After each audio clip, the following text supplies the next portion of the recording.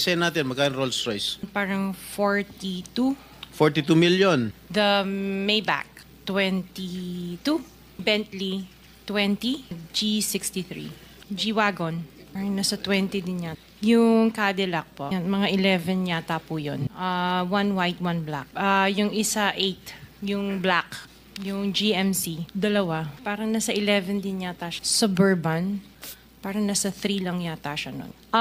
Just the one autobiography, 16. Sabihin mo? Defender, nasa parang 7 yata yun. The Evoque, parang nasa 5 lang yata po siya. When Ilang did you unit. acquire all these luxury cars? Since 2022, 21. So ilang beses ka bumili ng kotse sa isang taon? Minsan sa isang taon, isa, or kaya minsan 3 yung iba. Luxury. Opo. Kailan ka natuwa roon sa payong ng Rolls Royce? Last year lang po. Last year mo lang na-purchase? Yes. Sino-sino gumagamit itong mga luxury cars ninyo? Kami po. Pag aalis kayo nung umaga, Rolls Royce ang gamit mo. Pag uwi mo ng tanghali, kakain, pag lalabas kayo, may back naman ang gamit. Ganun ba yun? Me or for all of us, for all the Filipino people watching, this is unbelievable. To have 28 or 40 luxury cars at your disposal.